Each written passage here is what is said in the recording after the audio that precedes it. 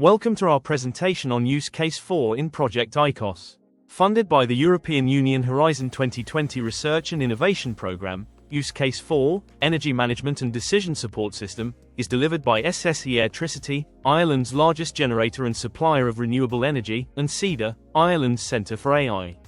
Today we'll explore how Use Case 4 is used in ICOS to enable domestic energy consumers with an energy management and decision support system to help equip them with optimization recommendations, a way to better understand their energy, and to help contribute to the wider net zero goals.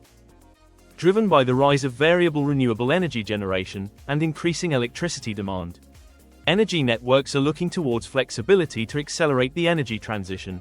With advancing digital infrastructure and technologies, domestic users could more effectively engage with flexible energy systems, use more low-carbon energy, and reduce their energy bills.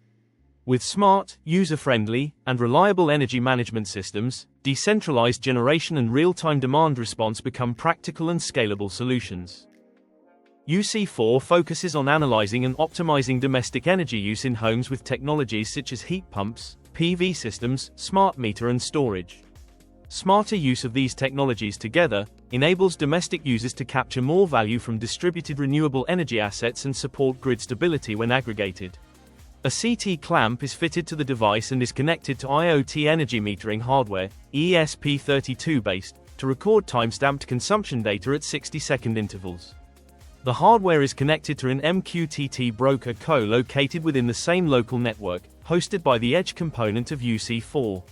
This provides for transmitting the recorded data in real time via MQTT protocols. The functionality of UC4 is validated in this video demonstration. The demonstration shows the main node where the ICOS application is deployed and the second node acting as a backup. A simulated threat event triggers the security protocol, which lowers the security score of the main node. The application is then migrated to the backup node, ensuring data integrity and minimal disruption to the homeowner. Now we will show this in action with a security demonstration video. In Grafana, as a first step, we can see our infrastructure that is made up of two different nodes. Two different Jetson Nano devices which have been onboarded in ICOS. On this page, we can see the CPU memory utilization, some statics and the security level, which is important in this demo as we are setting up a policy based on these values. We want to deploy our application on this infrastructure. We have to provide the structure of our application to ICOS using the application descriptor, which is a file where we describe the components. In this case we have two components, the Home Assistant and the Mosquito component. For both of these, we will set up a policy based on the security. We want the security level to be high at all times during the running of the application. ICOS will take care of the deployed application and enforce these policies. To start, we can use the ICOS shell and log into the system using the conventions in our configuration file. We can then create a deployment pointing to the file we have just described.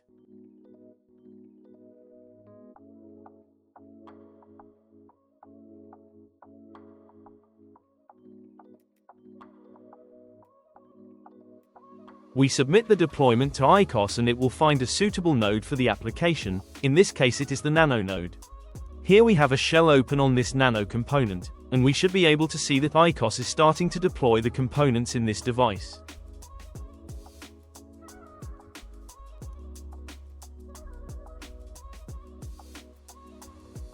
Here we can see that ICOS is starting up the two components.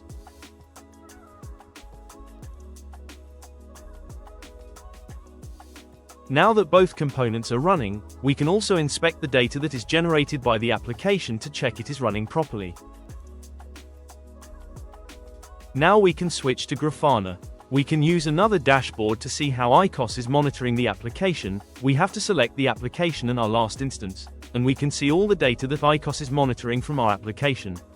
We can see the two components that have been deployed on this host. With this address, we see CPU and memory usage and also the security level on the host where the two components are running.